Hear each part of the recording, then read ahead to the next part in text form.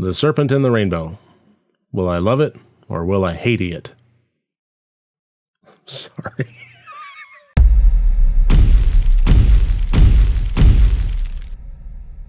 Hello and welcome to RotD Review of the Day, and today I am taking a look at the 1988 Wes Craven, Bill Pullman movie, The Serpent and the Rainbow.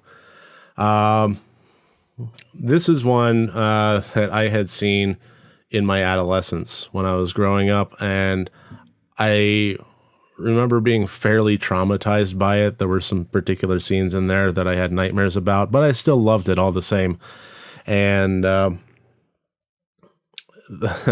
later in my life, I wound up moving to the hometown, birth town of Bill Pullman, and he is very well celebrated here. So it was a good entry into my film library of movies that I see, not just have seen, but that I frequently catch up on. So I decided that it was time, and I decided to make a RotD review entry for it. So I watched it last night, and here we go. So 4 different categories, each one worth up to 25 points for a total possible score of 100 points. And the plot of this movie introduces our main character, who is somebody that goes into the deepest, darkest hearts of nations of the world, and in them talks to shaman, medicine men, whomever, and tries to find things that can be applied towards modern medical science.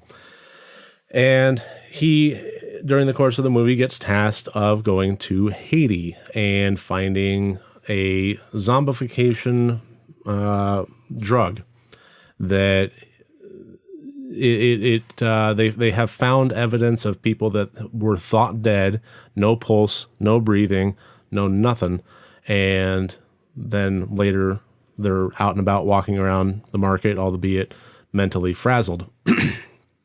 Definitely not all there. Not George Romero biting people, zombies or anything like that. Just generally they were dead. Now they're not.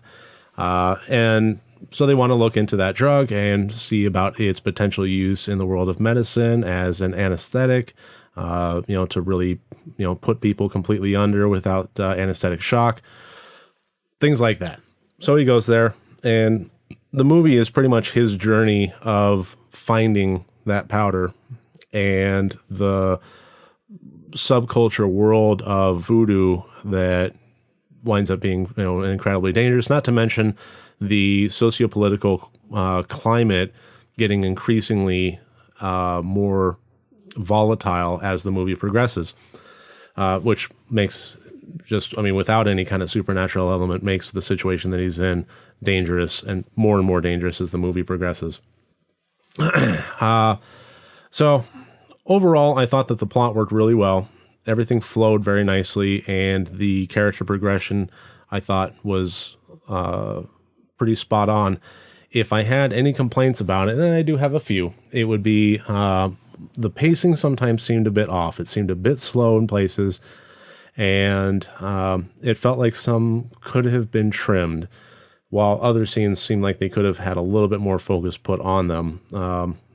Overall, it worked, but the pacing really did kind of throw me a little bit every once in a while.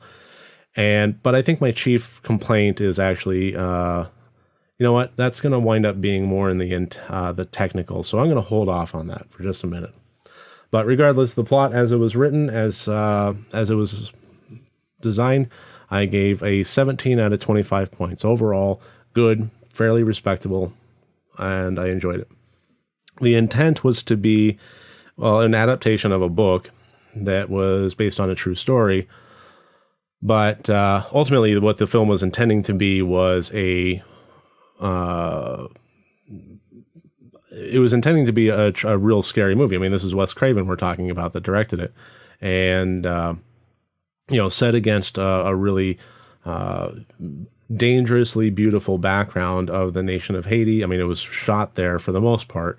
Apparently, things got a little too volatile in real life, and they had to move it to Colombia, I believe, another nation. But for the most part, it was shot in Haiti, and that's where they wanted to, highlight it. So, being a scary movie that in true Wes Craven fashion, relies a lot on nightmare elements. I thought it succeeded very, very well. There was a lot about this movie that still holds up with scares, still holds up with that unnerving feeling to it, and I gave that 18 out of 25 points. This was definitely a scary movie. And the acting, this is one where I am having to state that I am a massive Bill Pullman fan, but it doesn't affect my objectivity. If he gives a bad performance, and that has happened, I will state it. So in this movie, I thought he actually did a really good job. This had to have been an incredibly physically demanding performance for him, and I thought that it was well done. When I was younger and living on the other side of the nation, I enjoyed Bill Pullman in this. Growing up now, I thought his performance still stood up. It's interesting to see him this young at this point, but I really, really enjoyed it. So, and everybody else did a very good job too. The head of the secret police, D'Argent Patrol, played by Zakes Moak, I thought he did an amazing job in this.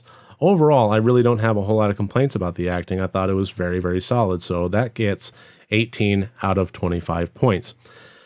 And the technical, I gave 21 out of 25 points. Everything about the filming and everything about the body effects and creature effects and all of that, I thought was wonderful. It worked so well.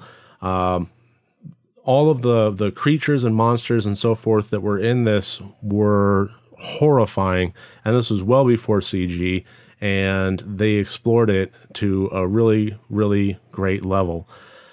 Why it didn't get higher is it was kind of an editing choice, I would say. Possibly it was in the screenplay, but it really, in my opinion, should have been taken out, and that is the voiceover. There was a voiceover throughout the entirety of the movie that was really Apocalypse Now, platoonish. I woke up this morning and I have an eerie feeling. It's climbing on my back like a cold hand that won't go away. It really is. I felt out of place. It really did. I mean, I understand what they were going for, but I think that the movie could have done well without it. It really reminded me of that scene from Adaptation with Brian Cox, and as the character is doing inner monologue in this, while sitting in the audience of a screenwriting class, and is like, and God help you if you use inner monologue in your screenplay. It is lazy, lazy writing. If you can't show the audience what you have to say and you have the character have to spell it out for them, then God help you. I couldn't help but get that scene out of my head while watching this movie. I do think that inner monologue in a movie actually can work, and